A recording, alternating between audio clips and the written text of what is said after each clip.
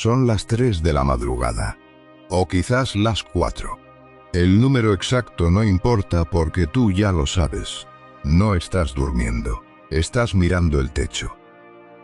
Los ojos abiertos en la oscuridad, el cuerpo inmóvil pero la mente corriendo a una velocidad que no pediste y que no puedes detener. Hay un peso en el pecho que no tiene nombre claro. No es dolor exactamente. No es miedo exactamente. Es algo que se instala entre las costillas y que aprieta sin avisar, sin una razón que puedas señalar con el dedo y decir: ahí, eso es lo que me tiene así. El cuarto está en silencio. Eso debería ser suficiente para descansar. Y sin embargo, ese silencio paradójicamente hace más ruido que cualquier otra cosa. Más ruido que el tráfico de la calle, más ruido que cualquier conversación, más ruido que todo. Porque en ese silencio tu mente no descansa. Tu mente trabaja, tu mente anticipa. Tu mente ya comenzó el día que todavía no empezó. En la mesita de noche está tu teléfono. La pantalla apagada, pero ahí está. Y en algún punto de esta noche lo tomaste, aunque sea un segundo, aunque sea para ver la hora. Y con eso fue suficiente para que la mente tuviera un punto de partida nuevo hacia el que dispararse. El cuerpo está sobre la cama. Pero tú no estás ahí. Tú ya estás en la reunión de mañana. Tú ya estás en la conversación que puede salir mal. Tú ya estás calculando todo lo que puede fallar antes de que el sol haya tenido la decencia de salir. Y lo peor no es el insomnio. Lo peor es que cuando por fin el cuerpo se rinde y duerme, se despierta agotado. No descansado. Agotado. Como si durante las horas que debían ser de descanso, hubiera estado peleando una guerra invisible. El cuerpo ya cansado de una batalla que todavía no ha comenzado. La mente ya derrotada antes del primer round. Y esto no es de hoy. Esto lleva tiempo. Semanas, quizás meses. Una sensación que va y viene pero que nunca se va del todo. Un ruido de fondo que algunos días baja tanto que casi olvidas que está ahí. Y otros días sube tanto que no puedes escuchar nada más. Y lo más extraño de todo, lo que quizás nadie en tu vida ha visto porque tú mismo no lo has podido explicar, es esto. Por fuera todo parece estar bien. Respondes mensajes. Cumples con lo que tienes que cumplir. Apareces donde tienes que aparecer. Sonríes cuando toca sonreír. Nadie lo nota. Nadie lo sabe. Porque hacia afuera, la imagen es la de alguien que funciona, que sigue adelante, que lo tiene bajo control. Pero nadie sabe que por dentro algo no termina de asentarse. Nadie sabe que llevas semanas o meses cargando este peso que no tiene nombre claro, pero que tampoco desaparece. Nadie sabe que en las noches, cuando todo el mundo se ha ido a dormir y ya no hay rol que sostener, la armadura se cae, y lo que queda debajo es esto. Una mente que no para. Un pecho que aprieta. Un agotamiento que no tiene que ver con cuántas horas dormiste, sino con cuánto tiempo llevas peleando contra algo que no puedes ver. Y encima de todo eso, está la trampa. La trampa que nadie te enseñó a ver, porque desde afuera no se ve. La trampa de intentar solucionar esto pensando más en ello. De intentar calmarte analizando por qué no estás en calma. De intentar controlar lo que sientes para dejar de sentirlo. Y esa estrategia, que parece lógica, que parece lo que hay que hacer, resulta ser exactamente la que te agota más. Porque intentar calmarte pensando más en el problema lo hace más grande, no más pequeño. Cuanto más piensas en ello, más real se vuelve.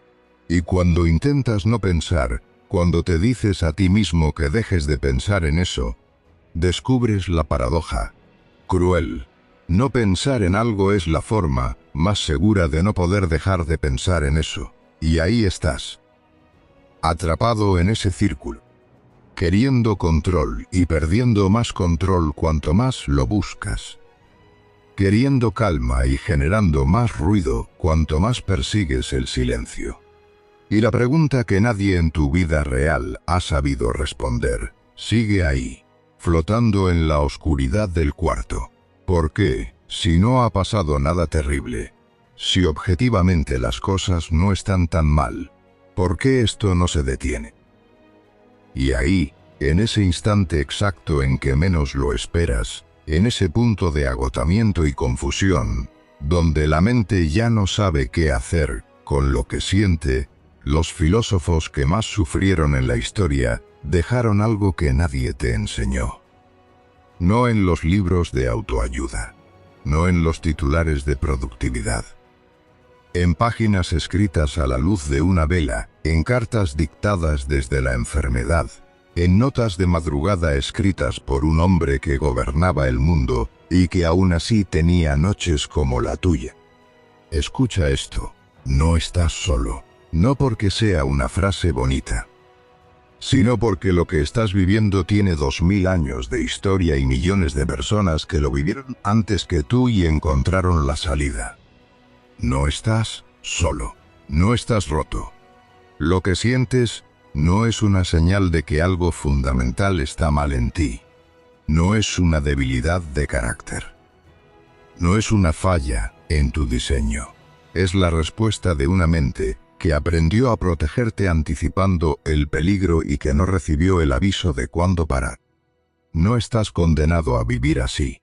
Lo que sientes tiene nombre. Los estoicos lo llamaron perturbación del alma, y llevan más de 2000 años estudiándola, describiéndola, y lo más importante, encontrando la salida. Tiene causa, no está en el mundo exterior, no está en lo que ocurre afuera, está en cómo la mente interpreta lo que ocurre, y tiene salida. Y eso es exactamente lo que este video va a mostrarte. Quédate. Porque lo que viene no es teoría vacía ni filosofía de museo. Es algo que puedes empezar a usar hoy. Desde este momento, desde donde estás. Ahora necesito que entiendas algo más antes de continuar. Algo que cambia completamente la forma en que te ves a ti mismo en relación con todo lo que estás sintiendo. La ansiedad no es un defecto de carácter. Eso es lo primero. No es debilidad, no es falta de fortaleza. No es la señal de que algo fundamental está mal en ti. La ansiedad es la respuesta de una mente que aprendió, en algún momento de tu historia, a prepararse para lo peor. Una mente que descubrió que anticipar el peligro era útil, que planificar el desastre posible era una forma de no ser sorprendida por él. Y esa mente, la tuya, es extraordinariamente buena haciendo eso, demasiado buena. Tan buena que no sabe cuándo parar. Que sigue preparándose para peligros que no existen. Que sigue anticipando catástrofes en escenarios perfectamente seguros.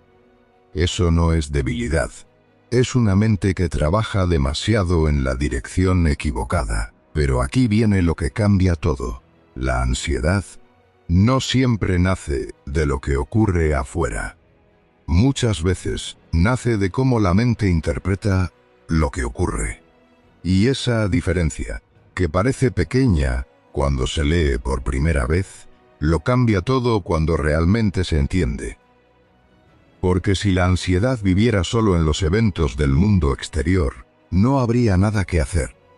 Tendrías que esperar a que el mundo cambiara para sentirte bien. Y el mundo, ya lo sabes, no cambia según lo que necesitas. El mundo no te espera. Pero si la ansiedad vive, al menos en parte, en la interpretación que tu mente hace de lo que ocurre, entonces hay algo que puedes mover. Porque las interpretaciones no son hechos. Las interpretaciones son hábitos. Y los hábitos pueden cambiarse. El mismo evento puede vivirse como amenaza o como desafío. El mismo resultado puede verse como fracaso definitivo o como información útil. La misma incertidumbre puede sentirse como el fin del mundo, o como el espacio donde todavía todo es posible. No porque la realidad sea diferente, sino porque los lentes con los que se mira son diferentes. Y el estoicismo, en su esencia más profunda, es el arte de cambiar los lentes. Y hay algo más que tienes que saber. La mente es entrenable. No es una estructura fija que recibiste al nacer y que no puede modificarse. El músculo del cuerpo se entrena con repetición. Se vuelve más fuerte, más resistente, más capaz con cada sesión. La mente funciona exactamente igual. No con fuerza de voluntad ciega. No con determinación que se agota, sino con principios que los estoicos pulieron durante siglos y que la ciencia moderna ha confirmado uno por uno. Y precisamente ahí, en esa posibilidad de entrenar la mente, está la puerta de salida que llevas tiempo buscando. Hace más de 2000 años, en el corazón del imperio romano más poderoso de la historia, vivió un hombre al que la historia recuerda como Marco Aurelio. El nombre quizás ya lo conoces. Lo que quizás no sabes es lo que hay detrás de ese nombre. Marco Aurelio fue el emperador de Roma durante casi 20 años. Gobernó el mundo conocido de su época. Tuvo más poder del que cualquier ser humano podría desear. Y sin embargo, cuando lees sus escritos privados, las páginas que escribió para sí mismo, y que nunca pensó que nadie leería, lo que encuentras no es la voz de un hombre poderoso e invencible. Encuentras la voz de alguien que lidiaba con una mente que no siempre obedecía. Alguien que enfrentaba pérdidas que no podía controlar, guerras que no eligió, presiones que no tenían descanso. Alguien que se levantaba cada mañana sabiendo que el peso del mundo dependía de sus decisiones, y que, sin embargo, no siempre se sentía capaz de cargarlo. Marco Aurelio no escribía desde la fortaleza. Escribía para construirla. Y, en esas páginas, dejó algo que lleva 2000 años, siendo más relevante de lo que cualquiera podría imaginar. Su idea central, la que atraviesa cada página de sus meditaciones, conecta directamente con lo que tú estás viviendo ahora mismo. No es el evento lo que te destruye. Es la forma en que decides mirarlo. Y la mente, decía Marco Aurelio, toma la forma de aquello en lo que se concentra. Si la alimentas con temores, se vuelve un generador de temores. Si la alimentas con catástrofes, produce catástrofes. Pero si la alimentas deliberadamente con principios que construyen estabilidad, algo diferente ocurre. La calma también crece, la claridad también crece, la fortaleza también crece. No por casualidad el hombre que gobernó el mayor imperio del mundo empezaba cada día gobernando primero su propia mente. Porque entendió algo que la mayoría de personas tarda toda una vida en ver, o nunca ve, que el único territorio que realmente puedes gobernar es el interior. Y que quien no gobierna ese territorio está, en los hechos, siendo gobernado por todo lo que ocurre afuera.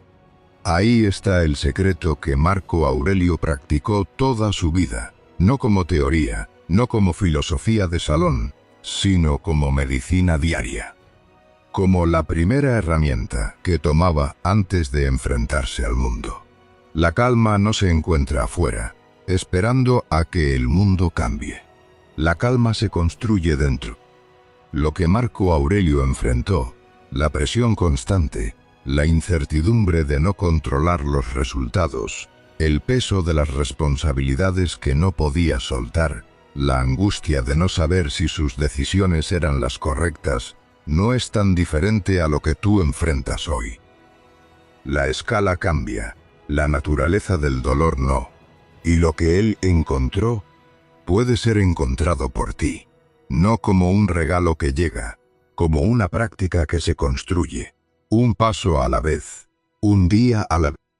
En este video, vas a aprender 15 secretos, 15 lecciones que los grandes estoicos de la historia, Marco Aurelio, Epicteto y Séneca, practicaron y dejaron escritas, para que alguien como tú pudiera encontrarlas en el momento exacto en que más las necesita.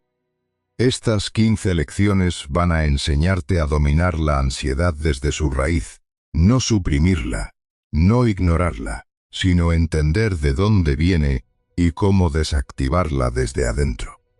Van a enseñarte a silenciar el ruido interno que no te deja descansar, ese diálogo constante de la mente que analiza, anticipa, revisa y no para. Y van a mostrarte cómo recuperar una paz interior que no depende de que el mundo cambie, que no espera a que las circunstancias se acomoden, sino que se construye desde dentro mientras las circunstancias siguen siendo lo que son. No son teorías complicadas, no es filosofía académica que necesitas un doctorado para entender. Son principios profundos, humanos y completamente prácticos, que puedes empezar a aplicar desde hoy, desde este momento. Pero antes de comenzar, quiero pedirte algo. Suscríbete al canal Fortaleza Estoica. Si este video llega en el momento en que lo necesitas, hay decenas de videos más en este canal que fueron escritos con el mismo cuidado, la misma profundidad y la misma intención. Acompañarte en este camino de vuelta a ti mismo. Y ahora quiero hacerte una pregunta. Una pregunta honesta, que quiero que te tomes un segundo para responder de verdad. ¿Cuándo fue la última vez que te sentiste realmente en calma? No por una hora, porque algo salió bien. No ese alivio temporal que dura hasta que llega el siguiente problema, sino esa calma profunda y silenciosa que viene de dentro. Esa calma que no necesita que nada externo esté en orden para existir. Escríbelo en los comentarios. La respuesta más honesta que puedas dar. Y si lo que te viene es esto, hace demasiado tiempo, escribe exactamente eso. Hace demasiado tiempo. Porque el acto de escribirlo no es cumplir una tarea del canal. Es el primer reconocimiento honesto que te haces a ti mismo sobre algo que llevas demasiado tiempo cargando sin nombrarlo. Y nombrar las cosas es siempre el primer paso para poder moverlas. Cada comentario y cada suscripción ayudan a que este mensaje llegue a más personas que ahora mismo están cargando con esto en silencio, sin saber que hay salida, sin saber que existe una filosofía de 2000 años de antigüedad, que fue escrita precisamente para momentos como el suyo. Y si mientras escuchas esto piensas en alguien, ese amigo, que siempre parece fuerte pero que últimamente está más callado de lo normal, esa persona que cumple, que aparece, que sigue adelante, pero que tú sabes que por dentro algo no está bien, comparte este video con esa persona. A veces una sola idea en el momento correcto puede cambiar completamente el rumbo del día de alguien. Ahora sí, comencemos. Lección 1. Empieza el día contigo, no con el mundo. Imagina este momento. Son las 6:47 de la mañana. La alarma acaba de sonar. Los ojos apenas se abren. El cuerpo todavía está entre el sueño y la vigilia. Ese estado de transición donde la mente todavía no ha tomado forma definida, donde todavía hay una fracción de segundo de paz antes de que comience todo. Y entonces, antes de que ese segundo pase, antes incluso de saber exactamente quién eres y qué día es hoy, la mano ya se movió, ya tomó el teléfono, ya lo desbloqueó, y empieza el scroll, automático, sin decisión consciente, como si la mano supiera el camino y no necesitara que nadie la diera. En 30 segundos, ya sabes lo que pasó anoche mientras dormías. En un minuto ya tienes noticias de 3 países distintos. 2 situaciones de crisis que no te afectan directamente, pero que el algoritmo decidió que debías conocer. 5 opiniones de personas que no conoces sobre temas que no puedes resolver. Y los mensajes que llegaron mientras dormías. Algunos con urgencia real. La mayoría sin ninguna urgencia, pero con la forma visual de algo que necesita respuesta inmediata. Y en 5 minutos, apenas 5 minutos después de que tu cuerpo se despertó, tu mente ya no te pertenece. Ya está reaccionando a la realidad de otros. Ya tiene ansiedad sobre cosas que no controla. Ya está corriendo detrás de problemas que no son suyos, de conversaciones que necesitan respuesta, de información que activa el sistema de alerta sin que haya ninguna amenaza real delante de ti. Lo más perturbador de este hábito no es que ocurra, es que ni siquiera lo decides. Sucede. La mano va al teléfono antes de que la mente consciente haya dicho una sola palabra. Es un reflejo tan automatizado que la mayoría de las personas ni siquiera lo perciben como una elección. No se dicen a sí mismas, voy a revisar el teléfono ahora. Simplemente lo hacen. Como si fuera parte de despertar, como si fuera tan natural como respirar, y así, sin haberlo elegido, sin haber tenido la oportunidad de encontrarte contigo mismo antes de salir al mundo, el día empieza. No desde tu centro, no desde tus valores, desde lo que importa, desde lo que quieres que guíe tus pensamientos y tus decisiones hoy. El día empieza desde el caos ajeno, desde las urgencias de otros, desde el ruido del mundo que entró antes de que tuvieras oportunidad de prepararte para recibirlo. Y cuando el día empieza así, no eres tú quien dirige, es el ruido el que te dirige a ti. Y una mente que empieza siendo dirigida por el ruido externo tiene una probabilidad muy baja de encontrar calma interna durante el resto del día, porque la dirección se establece en los primeros momentos. Y si la dirección es el caos tiende a perpetuarse. Marco Aurelio lo entendió de una manera que ningún manual de productividad moderno ha podido mejorar. El hombre que gobernó el mayor imperio de su tiempo comenzaba cada mañana con una práctica deliberada. Antes de recibir a los emisarios, antes de leer los reportes de las fronteras, antes de que el peso del mundo llegara a su puerta. No respondía, no reaccionaba, no resolvía los problemas del día anterior, escribía, para sí mismo, sobre lo que importaba, sobre cómo quería que su mente funcionara ese día, sobre los principios que quería que guiaran sus decisiones, sobre la persona que quería ser. Lo que hoy el mundo conoce como las meditaciones, no era un libro que Marco Aurelio escribió para publicar. Era su práctica matutina, su ritual de ordenar la mente antes de enfrentarse al mundo. Sus páginas no estaban destinadas a lectores, estaban destinadas a él mismo, y en esa intimidad, en ese espacio protegido que se daba antes de que comenzara el día, construía algo que ningún evento externo podía quitarle: su propio centro. El principio que Marco Aurelio practicaba cada mañana es deceptivamente simple. La mente toma la forma de aquello en lo que se concentra. Y esta no es una metáfora poética. Es una descripción funcional de cómo trabaja la mente humana. Si lo primero que entra en tu mente al despertar es el caos ajeno, tu mente toma la forma del caos. Si lo primero que entra es la urgencia de otros, tu mente toma la... Si lo primero que entra es el miedo disfrazado de información, tu mente toma la forma del miedo.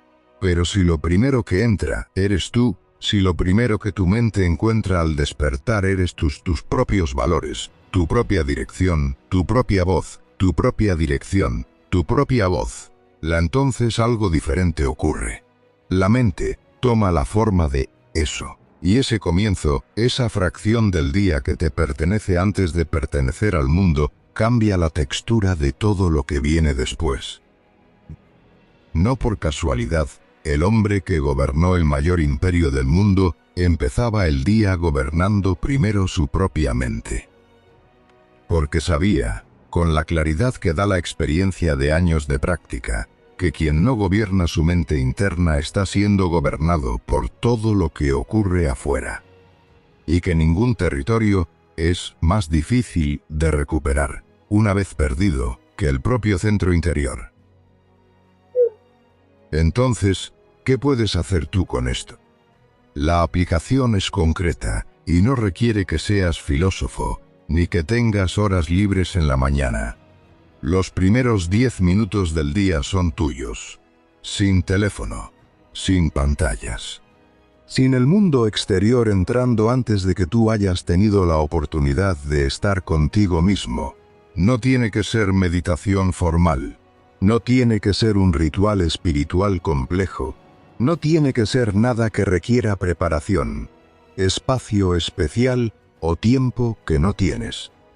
Puede ser silencio. Puede ser respirar despacio 3 veces y notar que el cuerpo está vivo. Puede ser quedarte quieto durante un momento y dejar que la mente se asiente antes de que comience a correr. Puede ser una sola pregunta que te haces a ti mismo en ese espacio entre el sueño y el inicio del día.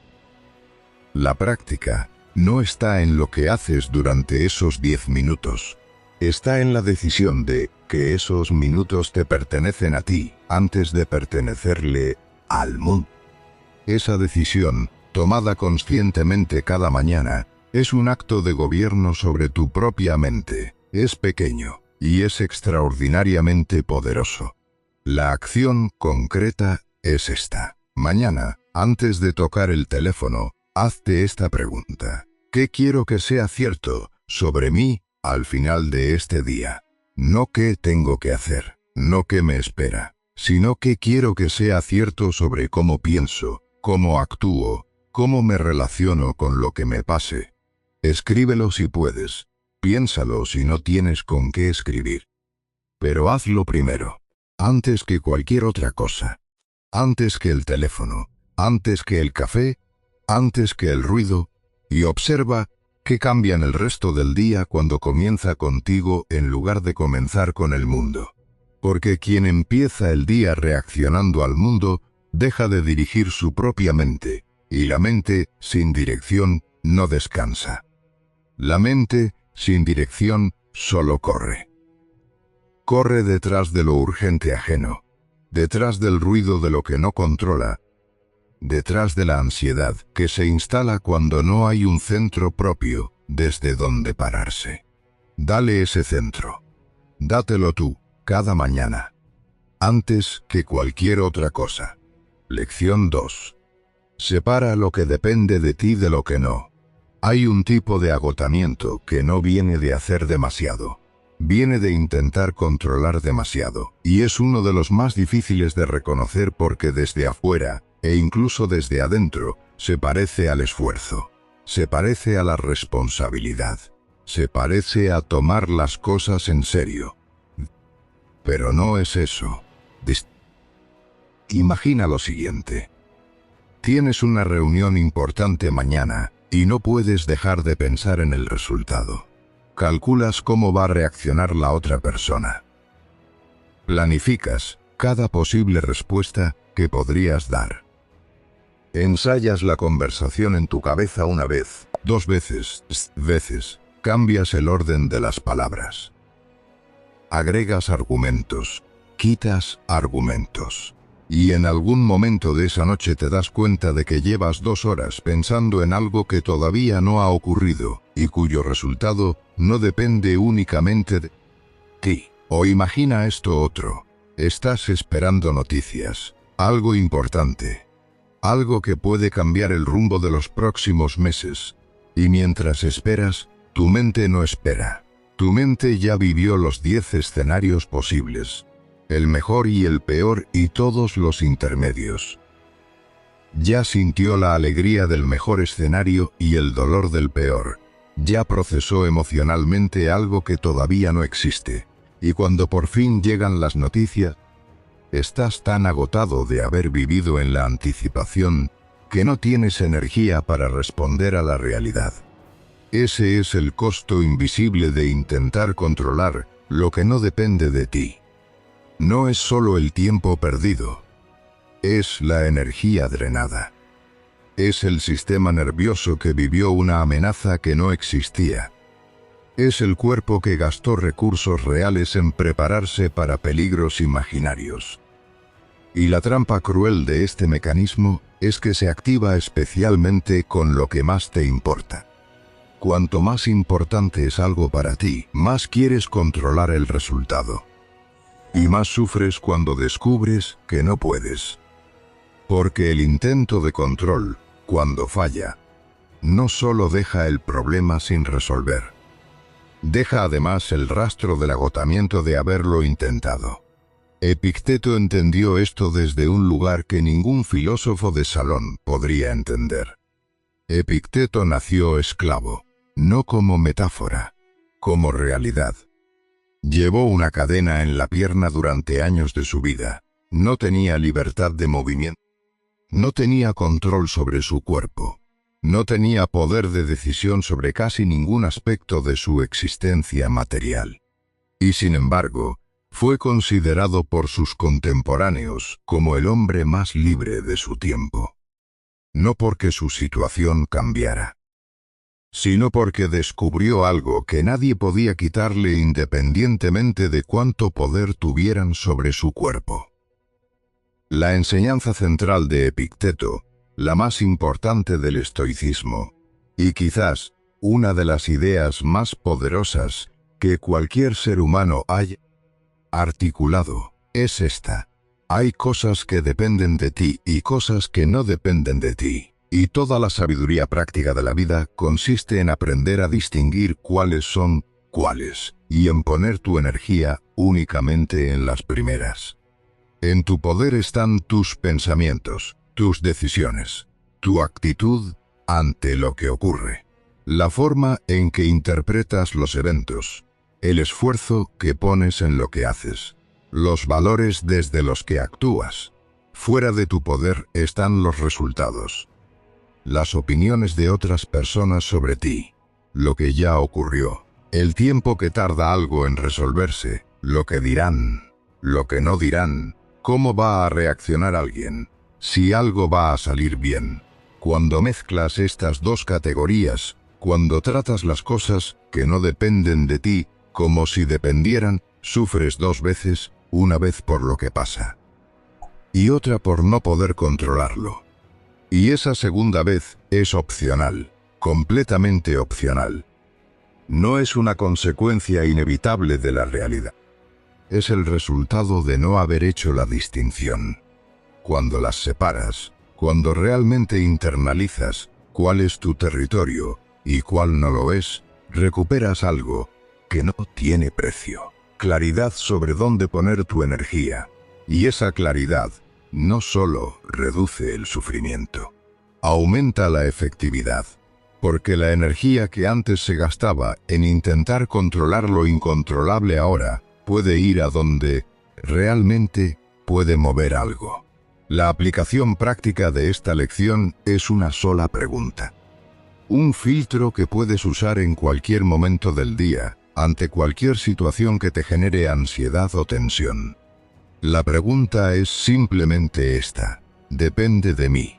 Cuando llegue la ansiedad, cuando sientas el peso de querer controlar algo, hazte esa pregunta con honestidad, no buscando la respuesta que te gustaría que fuera verdad, buscando la que realmente lo es.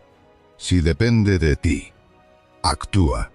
No analices más, no planifiques más rondas de análisis. Actúa con lo que tienes.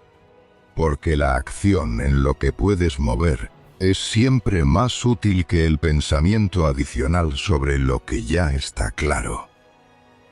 Si no depende de ti, suéltalo. no como resignación, no como rendirse o no importarte, sino como un acto de inteligencia genuina.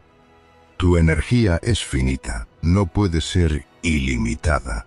Y gastarla en lo que no puedes mover es un derroche que se paga con ansiedad, con agotamiento, con esa sensación de estar siempre corriendo y nunca llegar a ningún lado. El ejercicio concreto para esta semana es el siguiente. Cada vez que sientas ansiedad, toma papel y dibuja 2 columnas. No tienes que hacer nada elaborado. 2 columnas simples. En la izquierda escribes lo que depende de ti en esa situación. En la derecha escribes lo que no depende de ti. Y cuando hayas terminado, miras la columna de la izquierda y te preguntas: ¿qué puedo hacer ahora con esto? Y luego pones toda tu energía ahí. Solo ahí. La columna de la derecha no necesita tu energía. Solo necesita tu aceptación. Y hay una diferencia inmensa entre esas 2 cosas. Haz de esta pregunta un filtro diario.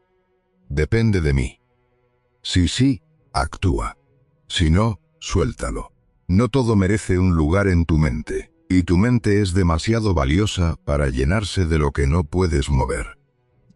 Lección 3. No creas todo lo que piensas. La mente humana es una máquina extraordinaria. En una fracción de segundo, puede tomar un evento pequeño y neutro y construir con él una historia completa, detallada, emocionalmente cargada y aparentemente inevitable. Puede ir de un punto de partida inocente hasta una catástrofe total en menos tiempo del que tardas en darte cuenta de lo que está ocurriendo. Conoces este mecanismo porque lo vives. Alguien en el trabajo hace un comentario sobre algo que hiciste. El comentario es breve. Quizás incluso fue dicho sin intención particular. Pero tu mente lo toma y comienza a construir. Me lo dijeron con ese tono porque están insatisfechos con mi trabajo. Si están insatisfechos con mi trabajo, puede que estén pensando en reemplazarme. Si piensan en reemplazarme y me quedan sin trabajo, no voy a poder pagar. Si no puedo pagar, todo se va a derrumbar. En 4 pasos, en 4 saltos lógicos que parecen razonables, cuando la mente los construye, pasaste de un comentario de trabajo a la imagen completa de tu vida derrumbándose. Y lo más difícil, lo que hace que este mecanismo sea tan poderoso y tan dañino al mismo tiempo, es que esos pensamientos no se sienten como hipótesis, no se sienten como posibilidades que la mente está explorando. Se sienten como verdades, como cosas que sabes, como la realidad tal y como es, y así terminas viviendo emocionalmente en un futuro que no existe, sufriendo consecuencias de eventos que no han ocurrido, respondiendo físicamente, con tensión en el cuerpo, con el pecho apretado, con la mente acelerada, a escenarios que son construcciones de tu propia mente y no hechos del mundo real. Marco Aurelio identificó este mecanismo con una precisión que la psicología moderna tardó casi 2000 años en redescubrir. La mente toma la forma de aquello en lo que se concentra. Si la alimentas con temores, se vuelve un generador de temores. Cada pensamiento de miedo que aceptas sin cuestionarlo alimenta el siguiente. Y así se construye la catástrofe, no desde el mundo exterior, sino desde adentro, ladrillo por ladrillo, pensamiento por pensamiento, hipótesis por hipótesis que se convierte en certeza. Los estoicos entendieron algo que la terapia cognitiva tardó siglos en formalizar. El pensamiento no es la realidad. Es una interpretación de la realidad. Y las interpretaciones, a diferencia de los hechos, pueden cuestionarse. Pueden examinarse. Pueden rechazarse cuando no están respaldadas por evidencia real. La diferencia entre quien sufre mucho y quien sufre menos no está en lo que les ocurre. Está en los pensamientos que eligen creer sobre lo que les ocurre. Esa es la distinción fundamental. Porque los eventos del mundo son los que son. Pero los significados que la mente construye sobre esos eventos son variables. Son editables. Son entrenables. La aplicación práctica de esta lección no consiste en combatir los pensamientos negativos. No en tratar de suprimirlos o en forzar pensamientos positivos para reemplazarlos. Eso no funciona y generalmente empeora las cosas porque agrega una capa adicional de esfuerzo y frustración. Lo que funciona es algo diferente. Observar los pensamientos en lugar de fundirte con ellos. Cuando llegue un pensamiento catastrófico, cuando la mente comience a construir su historia de desastre, no lo combatas. Obsérvalo. Míralo como si fuera algo separado de ti. Algo que está ocurriendo en tu mente, pero que no es tu mente completa. Y luego hazte estas 3 preguntas. Primera, ¿esto que estoy pensando es un hecho o es una interpretación? Segunda, ¿hay evidencia real, evidencia concreta que puedo señalar de que esto va a ocurrir tal y como lo estoy imaginando? Tercera, ¿he sobrevivido a situaciones parecidas o peores antes? La mayoría de las veces, cuando respondes estas 3 preguntas con honestidad, descubres que el pensamiento catastrófico no tiene la solidez que parecía tener. Que es una construcción, no una realidad.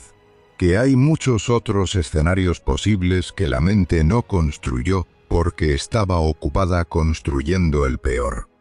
La práctica del observador es concreta y puedes empezarla hoy mismo.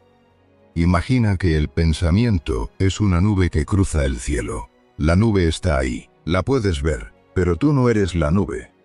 Tú eres el cielo, y el cielo no se vuelve nube porque las nubes pasen por él. Las nubes pasan. El cielo permanece. El pensamiento existe, pero tú no eres el pensamiento, y el pensamiento pasa, siempre pasa. La acción concreta para practicar esto es esta. La próxima vez que un pensamiento te genere ansiedad, escríbelo exactamente como llegó. Toda la catástrofe, todo el escenario, todo el viaje que la mente hizo. Y a su lado escribe esta pregunta. ¿Esto que acabo de escribir es verdad o es lo que mi mente teme que sea verdad? Esa sola distinción, practicada con regularidad, comienza a desmantelar el automatismo del catastrofismo. Porque pone entre el pensamiento y la reacción un espacio. Y en ese espacio vive la posibilidad de elegir. Los pensamientos no son órdenes, son propuestas. Y tú tienes el poder de decidir cuáles aceptas y cuáles dejas pasar. Lección 4.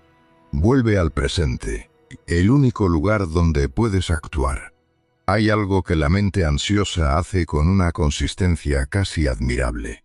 Vive en 2 lugares al mismo tiempo y en ninguno.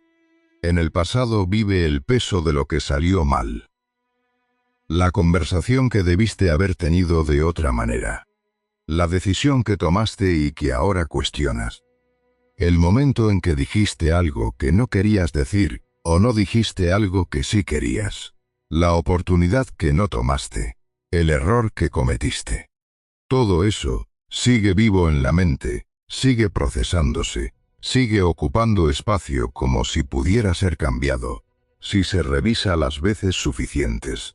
En el futuro vive la anticipación de todo lo que puede salir mal.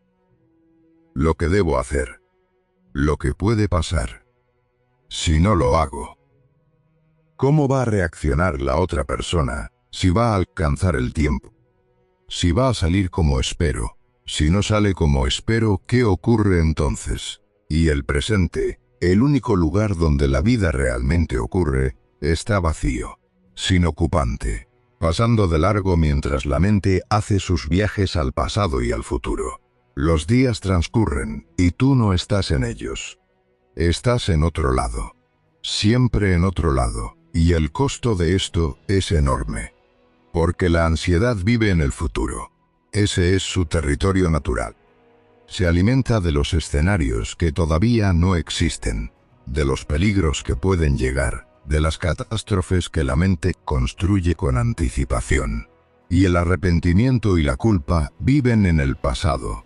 Se alimentan de lo que ya ocurrió y que la mente revisa como si hubiera una versión mejor disponible. Pero la paz, la única paz que es real, solo existe en el presente, en este momento, en lo que está ocurriendo ahora mismo, no en lo que podría haber ocurrido, ocurrir. En lo que es, y tú casi nunca estás ahí. Marco Aurelio lo escribió con una claridad que todavía después de 2000 años no pierde un gramo de su fuerza. La vida no vive en el futuro ni en el pasado. El pasado ya terminó.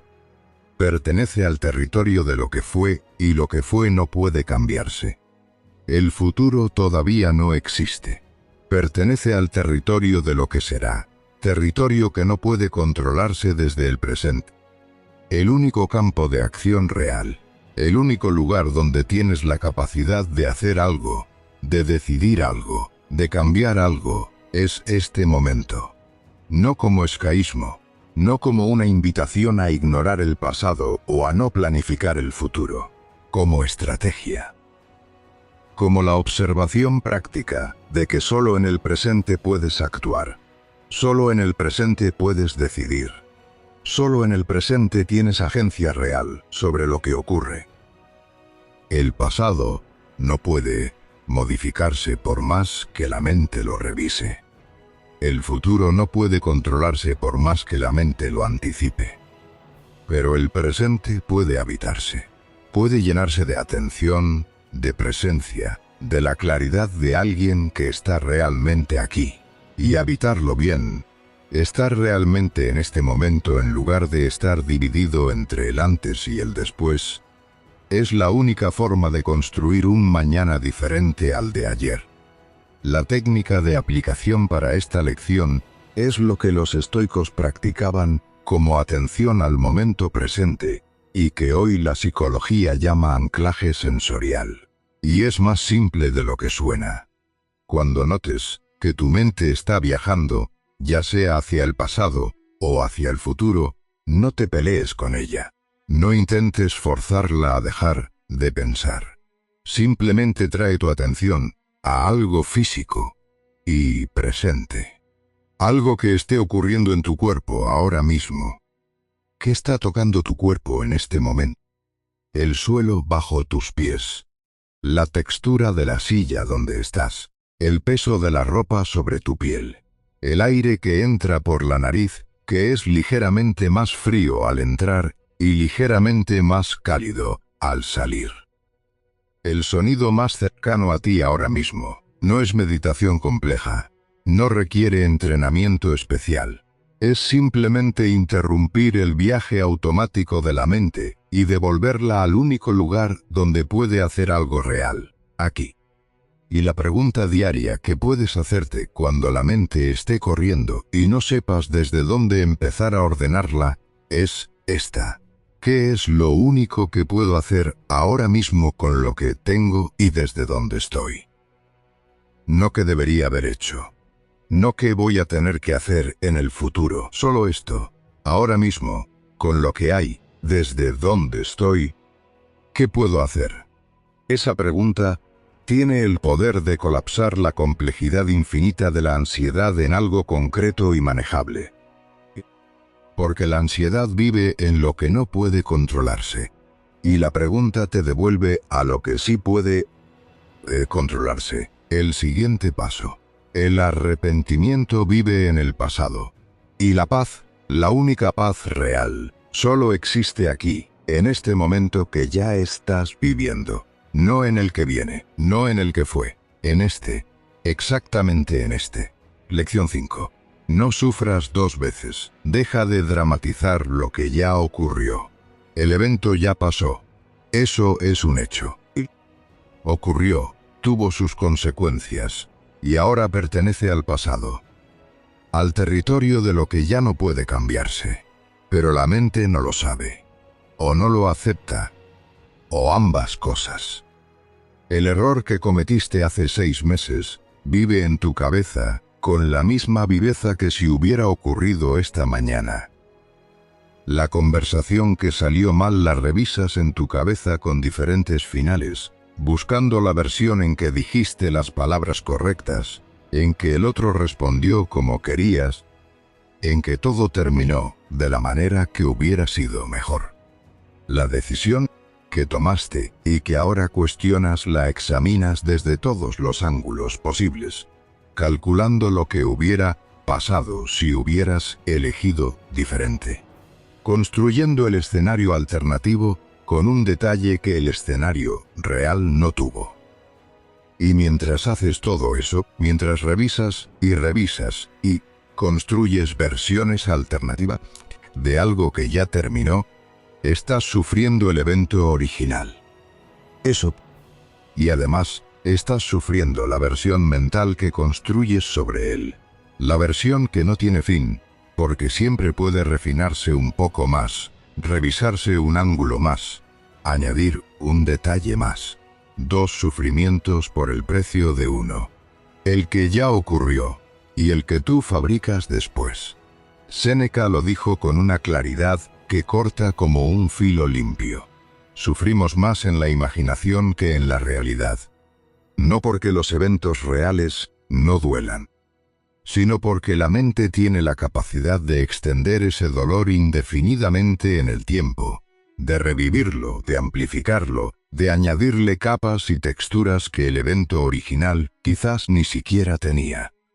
Séneca también escribió que ningún hombre es verdaderamente libre si sigue encadenado a lo que ya terminó. Y la imagen es precisa. Porque aferrarse a lo que ya ocurrió, revisarlo sin cesar, torturarse por ello es exactamente eso, estar encadenado. No por algo externo. Por la propia mente. Y esa cadena tiene un costo concreto. No solo el sufrimiento adicional, sino la energía que se gasta en ese sufrimiento adicional. Energía que podría ir al presente. Que podría construir algo nuevo. Que podría usarse para hacer diferente lo que todavía puede hacerse diferente. Pero que en cambio se gasta en revisar lo que ya no puede cambiarse. Lo que ya ocurrió pertenece al pasado. Y el pasado, como enseñaba Epicteto, está fuera de tu poder, completamente, sin excepciones. Aferrarse a él no lo cambia, solo te cambia a ti. Te roba energía, te roba claridad, te roba el tiempo presente que podrías usar para construir algo diferente desde ahora. La distinción estoica que cambia la relación con el pasado es esta: aprender de lo que pasó es sabio. Torturarse por lo que pasó es un gasto sin retorno. Son 2 cosas que se parecen desde afuera, pero que son completamente diferentes desde adentro. Aprender de algo significa extraer la información útil, entender qué podrías hacer diferente, y luego aplicar esa comprensión al presente y al futuro. Es un proceso que tiene un principio y un fin. Se termina cuando has extraído lo que había que extraer. Torturarse por algo es diferente. No tiene fin. No produce información nueva, porque la misma información se revisa una y otra vez sin añadir nada. No cambia el pasado. No mejora el presente. Solo consume energía y genera sufrimiento adicional. La pregunta de cierre que puedes hacerte ante cualquier evento del pasado que la mente siga revisando es esta: ¿hay algo que pueda hacer hoy diferente gracias a lo que aprendí de eso? Si la respuesta es sí, hazlo. Ese es el fruto real del aprendizaje. Una acción diferente en el presente. Si la respuesta es no, si ya aprendiste lo que había para aprender, y no hay ninguna acción nueva que puedas tomar a partir de ello, entonces cierra el archivo. No de manera violenta, ni con fuerza de voluntad. simplemente reconociendo que ese capítulo está completo. Que no hay más información que extraer. La práctica del permiso es algo que nadie te va a dar si no te lo das tú mismo. Darte permiso explícito para dejar de revisar. Decirte a ti mismo, con la misma seriedad con que tomarías cualquier otra decisión importante: ya lo revisé, ya aprendí lo que pude aprender. No voy a volver a abrir este archivo, y cuando la mente vuelva a él, porque volverá, porque así funciona la mente, puedes decirle simplemente: ya cerramos eso. No hay nada nuevo ahí. La acción concreta para la próxima vez que la mente vuelva a algo que ya pasó es esta. Hazte esta pregunta: ¿puedo cambiarlo? La respuesta siempre es no cuando hablamos del pasado. Luego, ¿puedo aprender algo nuevo de ello que todavía no haya aprendido? Si la respuesta también es no, entonces la siguiente pregunta es la más importante de todas. Entonces, ¿qué hace todavía abierto? Aferrarse a lo que ya terminó no es fidelidad al pasado. Es traición al presente. Y el presente es el único lugar donde tu vida todavía puede cambiar. Lección 6. Cuida lo que dejas entrar en tu mente. Hay algo que estás haciendo todos los días, probablemente varias veces al día, que tiene un impacto directo y masivo en tu nivel de ansiedad. Y la mayoría de las veces, ni siquiera eres consciente de que lo estás haciendo. Estás eligiendo qué entra en tu mente.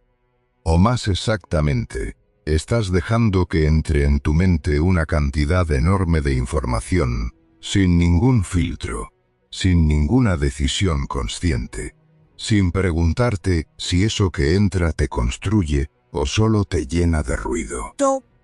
Las noticias de catástrofes que no te afectan directamente, pero que el sistema nervioso procesa como amenazas reales.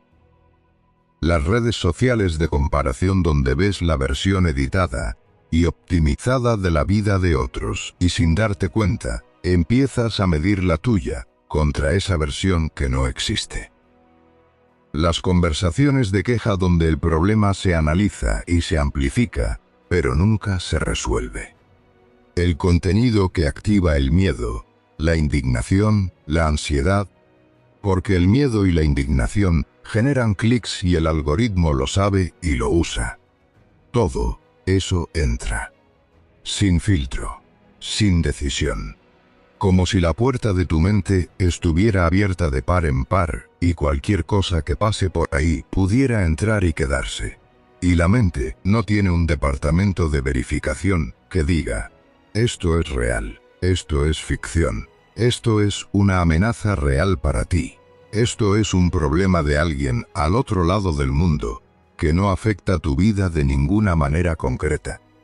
La mente procesa lo que recibe, y el cuerpo responde como si todo fuera real, y presente y urgente. El resultado es ansiedad crónica generada, no por tu propia vida, sino por el consumo inconsciente de la vida de otros. Comparación constante con versiones de la realidad que están diseñadas para hacerte sentir que lo que tienes no es suficiente. Una sensación persistente de que el mundo es más peligroso, más injusto y más caótico de lo que realmente es para ti, en tu vida concreta, en tu realidad cotidiana. Y lo más importante, el patrón no empieza con la ansiedad. Empieza con la elección o la no elección de lo que consumes. No elegiste estar ansioso. Elegiste lo que consumiste. Y eso construyó la ansiedad. Marco Aurelio entendía que la mente toma la forma de aquello en lo que se concentra, no como una preferencia personal suya, sino como una observación funcional de cómo trabaja la mente humana. La mente no es un recipiente pasivo. Es un procesador activo que construye su realidad interior a partir de lo que recibe. Si la alimentas con ruido, produce ruido. Si la alimentas con caos, produce caos. Si la alimentas con contenido que activa el miedo, produce miedo. Y al revés, también es cierto. Si la alimentas con sabiduría, produce claridad. Si la alimentas con calma, produce calma. Si la alimentas con ideas que construyen en lugar de ideas que destruyen, la mente construye en lugar de destruir. Los estoicos tenían una práctica que llamaban prosoche. La atención plena a uno mismo. No en el sentido moderno de meditación necesariamente, sino en el sentido de vigilancia activa sobre lo que dejabas entrar en tu mundo interior. No como censura moralista. Como higiene mental. De la misma manera en que cuidas lo que entra en tu cuerpo, porque sabes que tiene un impacto en cómo te sientes físicamente, los estoicos cuidaban lo que entraba en su mente, porque sabían que tenía un impacto directo en cómo pensaban, sentían y actuaban. Lo que entra en tu mente construye tu realidad interior. Y tu realidad interior construye cómo vives cada día. Esa cadena es directa, no metafórica, no aproximada, directa. La aplicación práctica comienza con algo que puede sonar simple, pero que muy pocas personas realmente hacen. Una auditoría honesta de lo que entra en tu mente cada día. ¿Qué lees al despertar? ¿Qué escuchas mientras te mueves? ¿Con quién hablas y sobre qué? ¿Qué consumes en las pantallas durante el día?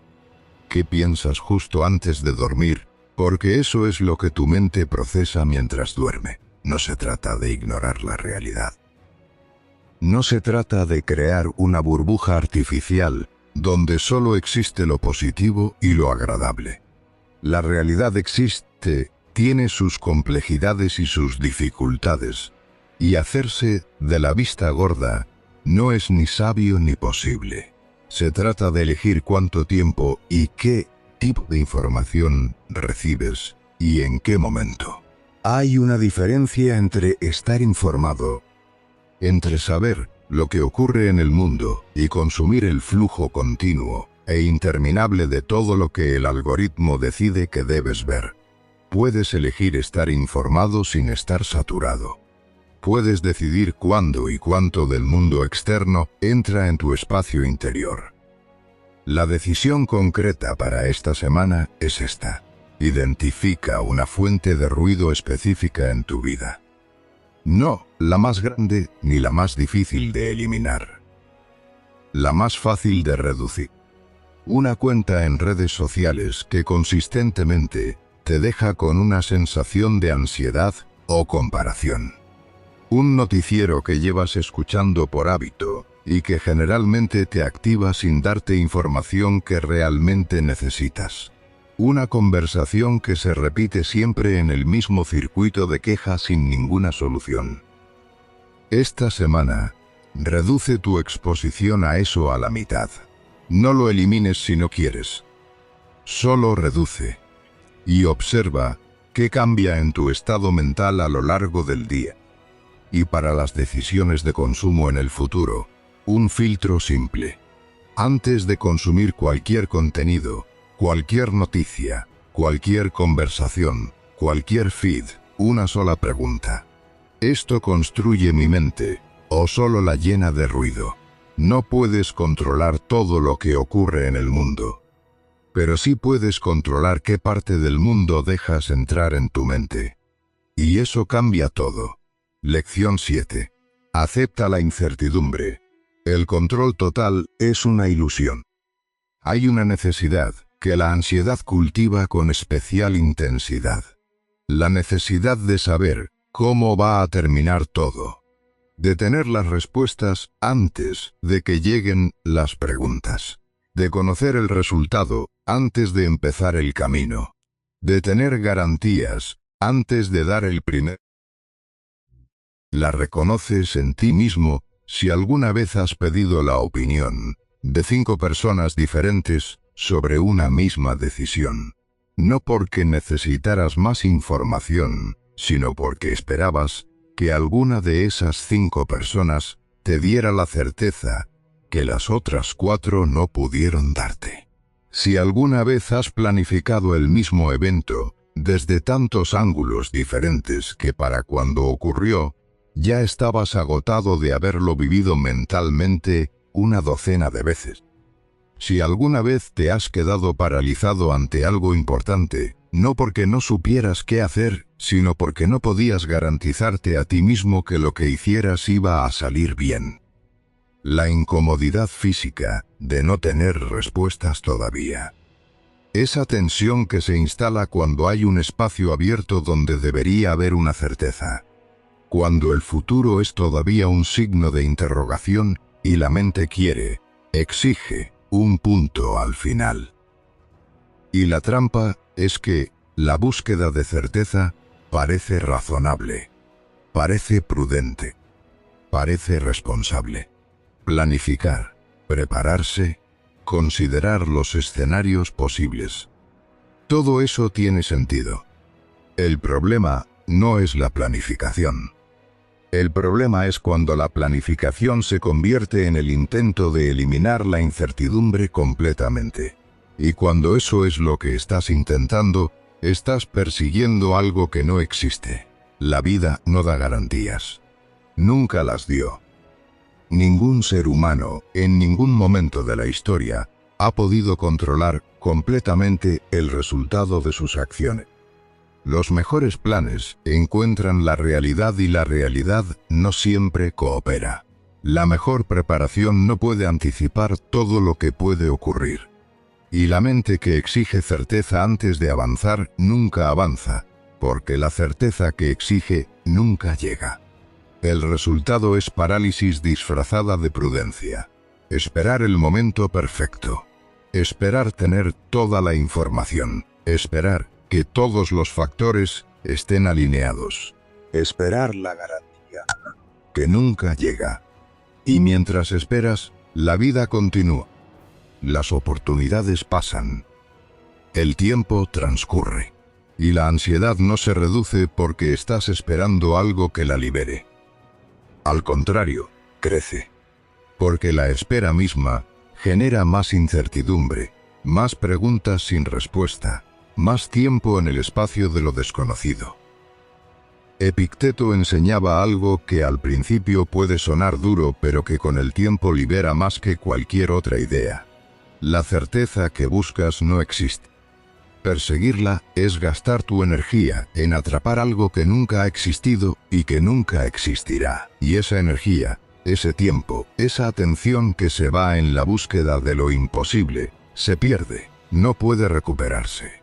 Lo que sí existe, lo que siempre ha existido y que nadie puede quitarte independientemente de cuán incierto sea el mundo, son tus valores. Tus decisiones. Tu actitud ante lo que ocurre. ¿Cómo eliges responder a lo que no puedes controlar? Eso es tuyo. Eso no depende de que el mundo sea predecible. Aceptar la incertidumbre no es rendirse, no es indiferencia, no es no importarte lo que va a pasar. Es usar tu energía con inteligencia. En lo que puedes mover, en lo que depende de ti, en lo que está dentro de tu poder. Y no en lo que nunca podrás controlar sin importar cuánta energía pongas en ello. La pregunta de aceptación activa que puedes hacerte cuando la necesidad de certeza esté bloqueando es esta. ¿Puedo avanzar sin tener esta certeza? Y la respuesta, casi siempre, si eres honesto, es sí. Puedes dar el siguiente paso sin saber cómo va a terminar todo. Puedes tomar la decisión sin tener garantías. Puedes avanzar sin saber exactamente dónde vas a llegar. Es importante distinguir entre planificación y control. Planificar es útil. Considerar los escenarios posibles, prepararse para distintas contingencias, tener un plan de acción. Todo eso es inteligente y reduce la incertidumbre de manera... Pero querer controlar el resultado de la planificación, querer garantizar que lo que planificaste va a ocurrir exactamente como lo planificaste, eso es algo diferente. Y eso es agotador, porque nunca puede lograrse completamente. La pregunta del suficiente es también práctica para esto. Tengo suficiente información para dar el siguiente paso. No para garantizar el resultado final. Solo para dar el siguiente paso. Si la respuesta es sí, da el paso. No esperes a tener toda la información, porque nunca la tendrás. Da el paso con la información que tienes y ajusta desde ahí. Y el mantra práctico que puedes llevar contigo es simplemente este. No necesito saber cómo termina esto para saber qué debo hacer ahora. La certeza que buscas no existe, pero la claridad sobre lo que depende de ti, esa sí existe. Y esa es la única que necesitas para seguir. Lección 8. Habla contigo mismo como hablarías a alguien que amas. Hay una voz que escuchas constantemente, todo el día, antes de dormir, al despertar, en los momentos de silencio, en los momentos de presión. Una voz que comenta todo lo que haces, que evalúa cada decisión, que registra cada error y cada momento en que no llegaste a lo que esperabas de ti mismo. Y esa voz, la mayoría de las veces, no es amable. Cometes un error en el trabajo y la voz dice: ¡qué desastre! ¿Cómo pudiste? Siempre igual. No intentas algo nuevo porque te da miedo y la voz dice: cobarde. Nunca vas a lograr nada si sigues así. Te comparas con alguien que parece tenerlo todo más resuelto que tú y la voz dice: mira la diferencia. ¿Por qué no puedes ser así? No es una voz que pide con gentileza que mejores. Es una voz que concluye que eres el problema, que no solo hiciste algo, sino que hay algo fundamentalmente inadecuado en ti. Ahora imagina, por un momento, que esa voz viniera de afuera. Que hubiera alguien en tu vida que te hablara así cada vez que cometieras un error. Cada vez que no llegaras a tus propias expectativas. Cada vez que te sintieras inseguro. Si esa persona existiera en tu vida, si te hablara así de manera constante, te alejarías de ella. Pondría límites. La considerarías tóxica para tu bienestar. Pero la voz viene de dentro. Y porque viene de dentro, la escuchas todo el día sin cuestionarla. La tratas como si fuera la verdad. Como si ese veredicto duro e implacable fuera simplemente una evaluación objetiva de quién eres.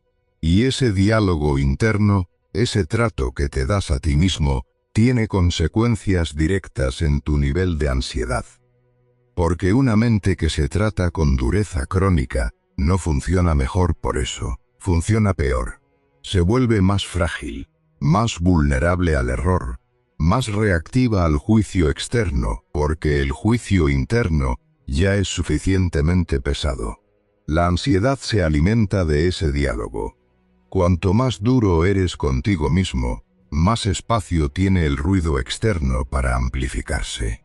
Marco Aurelio practicó durante décadas lo que hoy llamaríamos compasión hacia uno mismo, no como complacencia, no como excusar los errores, ni como bajar los estándares, como inteligencia, como la comprensión profunda de que una mente que se trata con dureza crónica no tiene tierra fértil para crecer, tiene tierra quemada, y en tierra quemada nada crece bien. El estoico no se exige perfección, porque la perfección no existe, y perseguirla es el camino más seguro al agotamiento permanente. El estoico se exige crecimiento, aprender de los errores, hacer las cosas mejor la próxima vez, actuar desde los propios valores, aunque a veces se falle en hacerlo. Y el crecimiento necesita tierra fértil.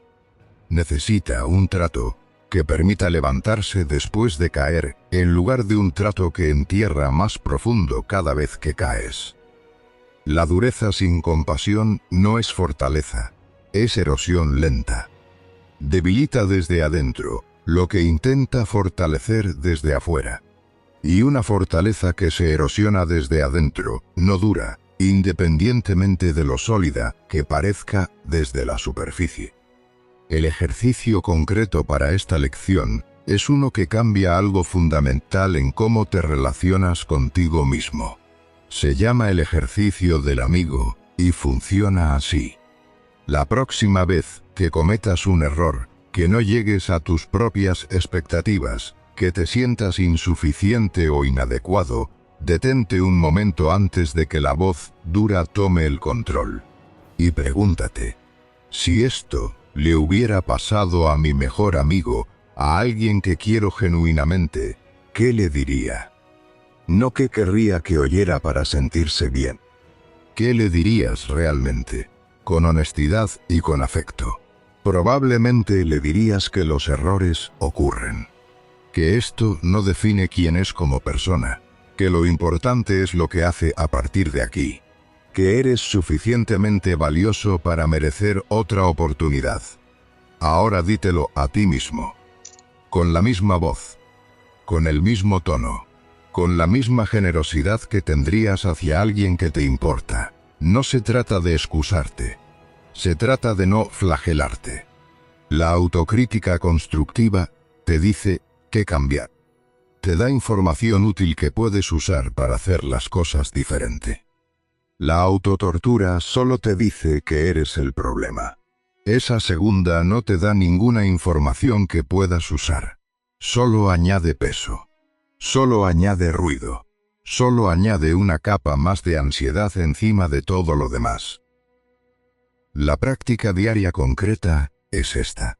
Al final de cada día, una sola frase de reconocimiento hacia ti mismo. No elogio vacío. No fingir que todo salió perfecto cuando no salió perfecto. Reconocimiento real y honesto de lo que sí hiciste. Hoy hice lo mejor que pude con lo que tenía. Esa frase, dicha con honestidad, vale más que cualquier cantidad de elogios vacíos. La forma en que te hablas a ti mismo construye o destruye tu fortaleza interior. Elige las palabras con cuidado. Son las más poderosas que escucharás en tu vida, porque las escuchas todo el tiempo. Y lo que se repite lo suficiente, se convierte en lo que crees. Y lo que crees se convierte en cómo vives. Lección 9. Practica la incomodidad voluntaria. Entrena al miedo. La mente tiene una tendencia que parece lógica cuando la miras desde afuera, pero que por dentro es una trampa silenciosa. Trata de evitar todo lo que incomoda. No solo el dolor real. No solo las situaciones genuinamente peligrosas. También la incomodidad menor. La conversación difícil que podrías tener, pero que postergues. El rechazo posible que prefieres no arriesgarte a vivir. La situación nueva que no intentas porque no sabes cómo va a salir. El esfuerzo que da miedo, no porque sea peligroso, sino porque hay incertidumbre en él. La lógica detrás de la evitación es simple. Si no me expongo, no me rechazan. Si no entro en la situación incómoda, no tengo que sentir la incomodidad. Pero hay un costo invisible en cada acto de evitación que la mente no te muestra en el momento. El costo es este. Cada vez que evitas algo por miedo, el miedo crece, no se reduce, no desaparece, mientras esperas, crece. Porque cada acto de evitación le manda un mensaje claro a tu mente. La amenaza era real. Hiciste bien en huir. La próxima vez que aparezcas frente a algo así, huye de nuevo. Y la mente obedece ese mensaje. La próxima vez que aparece algo parecido, el miedo es un poco mayor. La urgencia de evitar es un poco más fuerte. El territorio de lo que parece manejable se encoge un poco más. El resultado final de años de evitación consistente es una vida cada vez más pequeña. Construida no alrededor de lo que importa, de lo que tiene sentido, de lo que querías para ti, sino alrededor de lo que no genera ansiedad. Y eso es una prisión que se construye tan despacio, un pequeño paso de retirada a la vez, que la mayoría de las personas no se da cuenta de que está dentro de ella hasta que ya no recuerda cómo era no estarlo. Séneca lo entendió y lo practicó de una manera que sus contemporáneos encontraban desconcertante. Séneca era uno de los hombres más ricos de su tiempo. Podría haber vivido rodeado de comodidad perpetua, sin que nada lo perturbara, y en cambio elegía deliberadamente la incomodidad. Ayunaba un día por semana, no porque su médico se lo prescribiera. Dormía en condiciones más duras de lo necesario, no porque no tuviera alternativa.